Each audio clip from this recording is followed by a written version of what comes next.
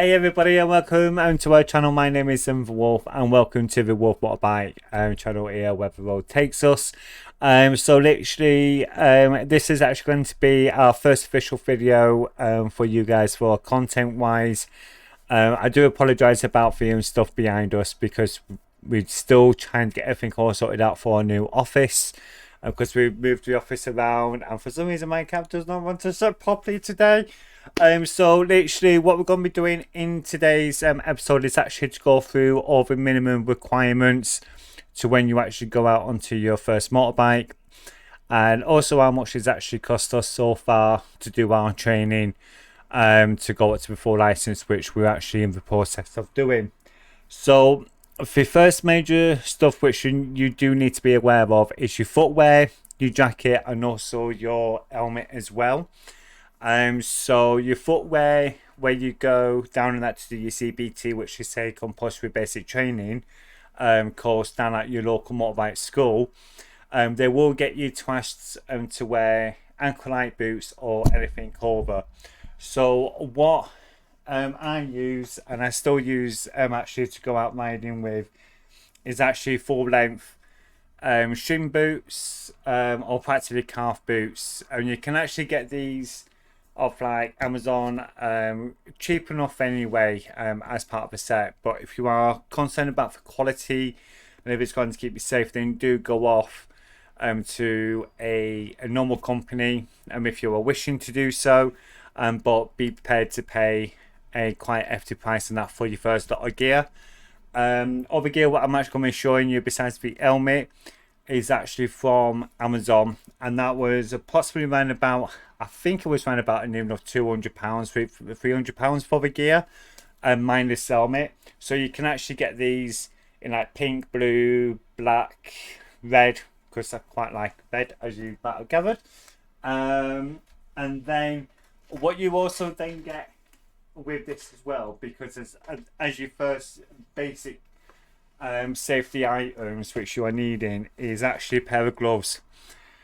When you do get your gloves and when you fall, make sure that you do have protection on your knuckles.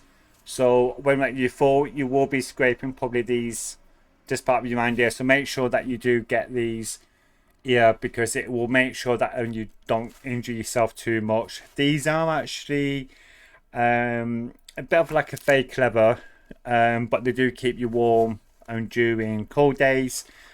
They do get a bit sweaty during the summer and also hot weather. So make sure that if you do get gloves, make sure that you've got hot weather gloves as well, which is quite useful for you to do this. So this was actually part of the set what I actually got.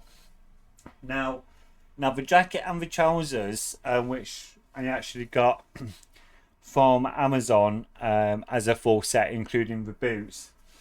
They do actually come with a liner, which you can easily take out for winter time. So of course, being the plus size person as I am, I had to go up to the next size up. So make sure as well, if you do start going into long-term riding, make sure that you do get a good pair of trousers with pads in your knees and also your thighs as well.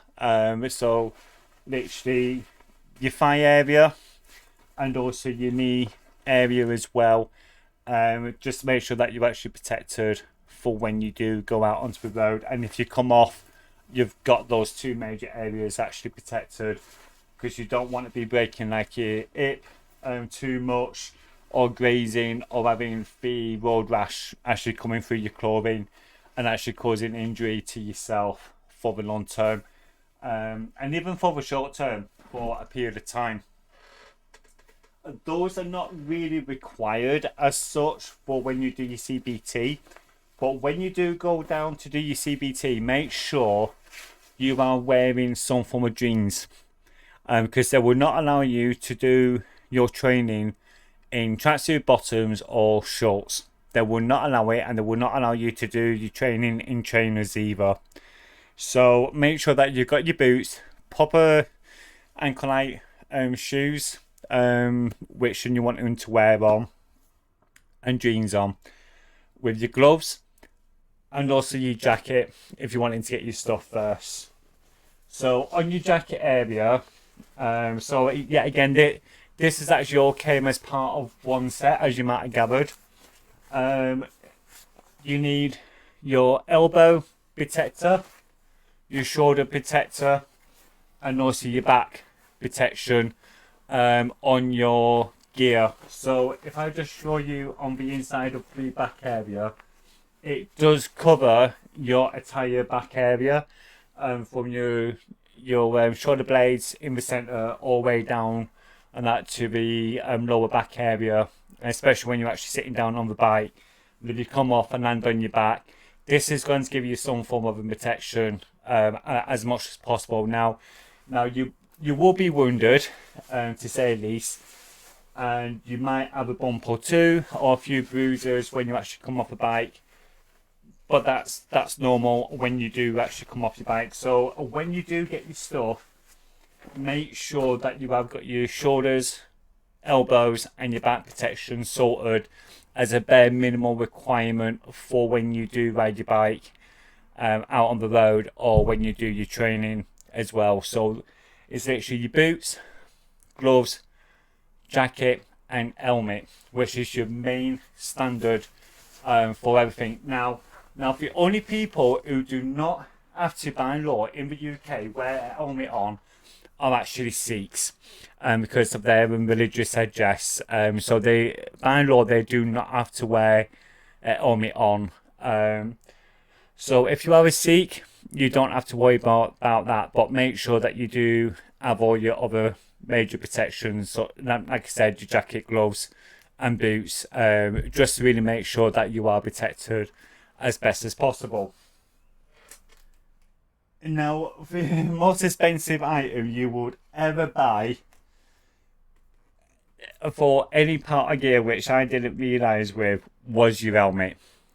So your helmets, for the place where I actually went to, their cheapest one, which I've actually got, was like in £275, which I got down to 250, and they do go up into quite a few £1,000s. Literally, I think in that store, man, I think the most expensive was actually around about £3,500–4,000, just for one helmet. And those are your best helmets literally on the market. So make sure that you have got one of these. Now these do actually come in different parts. So this is actually a full helmet, which I've got here. So a full face helmet. So it covers the entire head area and the face with a visor. You do actually also get ones as well without the visor, with a larger area at the front, which you can actually put your goggles in with this a little bit further out, and literally at the front. And that is more of your like your off-roading and also your race, like dirt bike racing. So like you can actually place your goggles into there. You've also got helmets which is only half face, so you don't have this front area and no visor. You will see more of your cafe bike riders and also some Harley Davidson riders who actually ride those as well, because they think that they've been riding for such a long time, they don't need to worry about the full headpiece, which is normally the case anyway for a lot of them. So you can have that as well.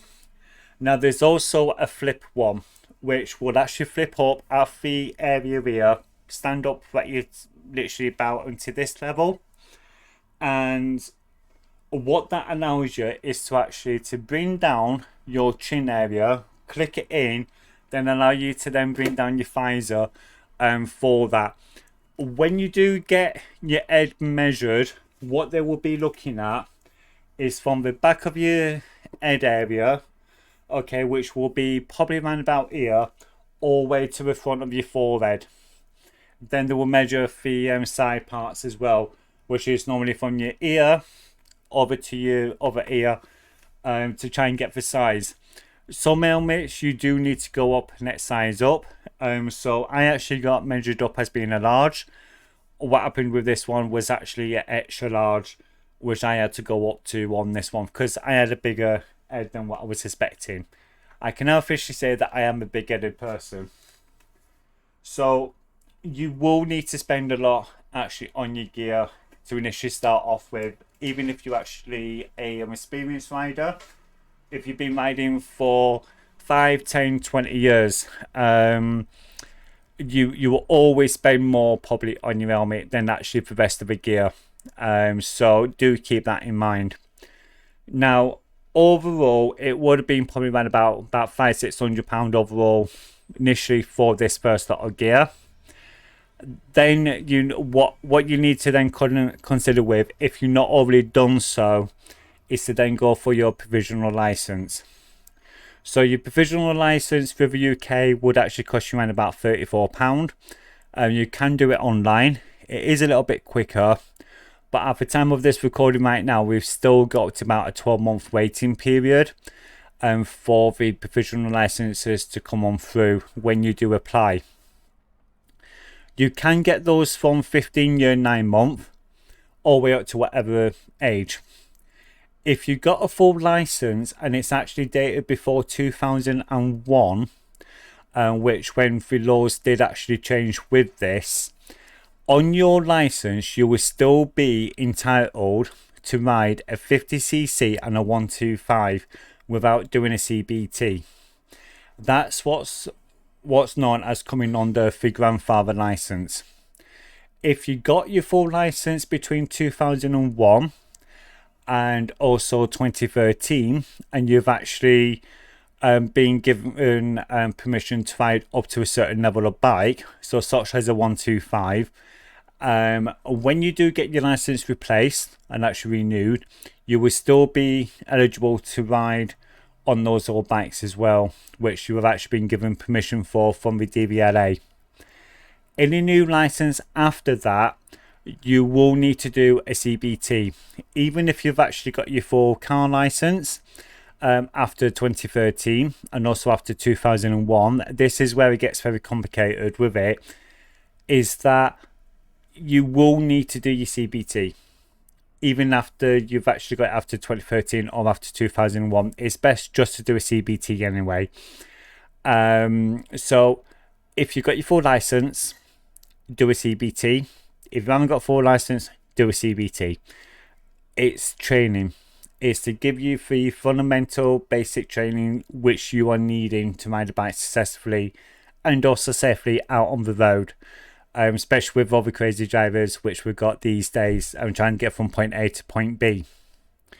So you could be really expecting to pay from anything from around about £90 for one day, all the way up to in excess around about £200, depending whereabouts you actually live. Now, here in Greater Manchester, where I actually live, the training school what I went to, which I will place the YouTube link and also the website link into the description below, so you can go and check them out. They actually charge, and during the weekday it's about £200, and then on the weekend I think it's around about £220-230 or something daft, and it is a full 8-hour day.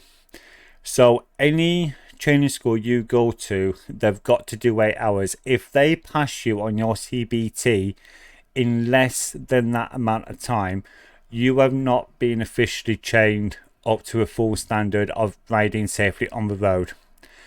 If they turn around and say we can get you your CBT in 4 hours or 5 hours or 6 hours, you go to somewhere else. If they tell you that it's going to take you 7 hours to do, you go somewhere else. It should take 8 hours, so a full day for you to get your full amount of training. So there is some really reputable companies out there who do that, and to make sure that you're actually safe as well.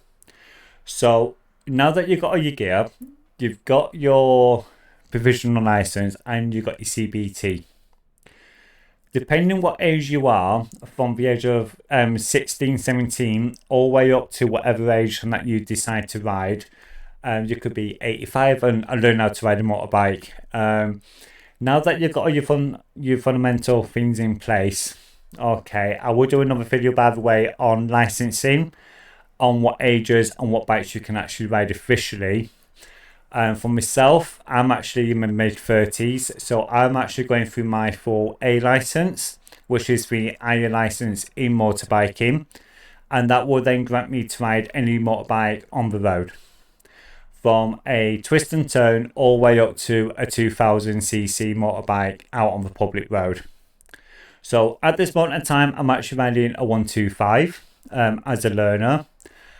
So the gear, provisional, and the training, which I paid off in full go for the full A license, plus some extra training as well.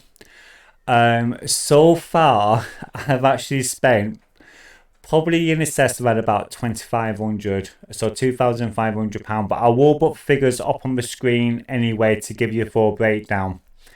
And that's including with all the extra training as well.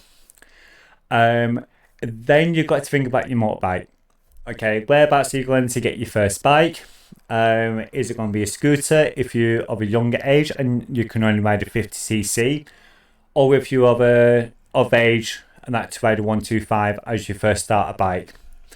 The cost on second hands, I would actually advise you to either go into a dealership, because they will always double check everything, make sure that your MOT's in place, making sure that the bike's actually fully working before they sell you a motorbike. You can buy it from like Facebook Marketplace, from eBay and places like that, and do it as a from person to person buy if you're wanting to. Just make sure that you do get the bike checked over to make sure. So you can easily pick up bikes for around about £500, which you do need to do a bit of work on, all the way up into the excess for like a 125, in excess around about £5,000-6,000 for a brand new bike. So it's not a cheap hobby to get into and at first, but it does work out a lot cheaper in the long run. When you got your motorbike, which I will put my price up as well, what I'm actually paying for my bike on finance for you as well, you then got your insurance. When you've got your insurance in place, your first lot of insurance will be expensive and they will go down over the years when you start getting the no claims bonus. You then got your road tax on top as well. So for 125, it's actually about £20 per year. And I think I think it's above 650cc, you're actually paying, I think it's around about £120 a year for a 650cc motorbike and above. So you can actually get a 1200 and just pay like £120 a year, which is equivalent to around about £10 a month just over, because of the necessary costs for it. When you've done all that, you then need to work out then which petrol station is going to be cheaper for you. Because I know that the petrol prices are going up currently, and people are actually starting to reconsider about their travel. Okay, if it's going to be cheaper to go by public transport or to keep their motor vehicles going. What I would say is on a 125, especially with a bike what I have, which is a Yamaha YS 125, with myself riding more of an eco style riding, okay, which the bike actually indicates to you if you're riding eco or not, you do get more mileage out for your full tank of petrol. Now, if I ride like that constantly on a full tank, I will be able to get out in excess around about 200 miles. Maybe a little bit more, and if I don't, you would be looking at around about like 150 to 160 miles on a normal riding, and that's literally I think it's about a 3-gallon tank, so around about 9 liters. So you can easily fill up your tank on a 125 on around about £15. And you should be able to go to and from work every single day and still have a bit of fun, okay, per month. So do keep that in mind as well if you're doing longer rides or shorter rides. Is it going to be beneficial to do longer rides at first? That is actually entirely up to you. So the overall cost on that for the per year can get quite costly when you do actually consider everything, if you actually got it on finance or not. So I think officially for my first year with training, with all the extra training for gear, for fuel, insurance, and a section like that, it is actually proportionally up to approximately around about £6,500, £7,000 for the first year. And then that will then actually drop down over the next few years to make it a lot cheaper than actually running the car. And it will work out cheaper than a car. So I think initially for when it comes to the cost side of things for you, that gives you a really good range of what kind of cost there is, and that doing it on the cheap and with some of the gear, keeping it quite expensive, but also your training all the way through to your training side of things as well. For the best possible training, what you should be looking out for, and which I will go into a bit more detail when we go through the licensing with the age groups in the next video, because that one's kind of a bit confusing in certain areas. So of course I am trying to make these videos as informative as possible for everybody, especially like people like myself and that who are slow learners, who may have been diagnosed with Asperger's or autism or any form of learning difficulties, but they still be able to and capable to ride a motorbike safely. So as being part of the autism spectrum, it does take a little bit more, and that would be gaining knowledge and really making sure that I am actually safe out on the road. So literally these videos I'm hoping will help people to progress on to become motorbike riders. So that is going to be for this episode done. Like I said, for the next episode we will go through all the age limits of what you can ride and what you can't ride, what you can do, what you can't do on each age. I think that one will probably last for around about like 20 minutes anyway, to go through everything properly and securely. Then hopefully soon after that, if everything all goes to plan, the new camera arrives, of course after this and recording's been done and it works and the quality is good, we will then be starting uploading a lot of the road rides to what we actually do on a regular basis, and to really try and help you guys a bit more on what we actually do as an autistic person out on the road. And we will try and find a empty car park as well, and that just to go through some of the maneuvers what you will be going into when you do your CBT as well, with a bit more detail.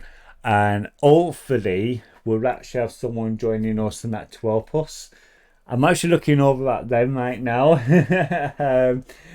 So hopefully they will be there and that to help and that to set up and really try and help us and that to put it across just a little bit more. So for now everyone, please look after yourself. If you're already riding, please ride safe, stay safe out on the road, take care, and we'll see you all later. Bye.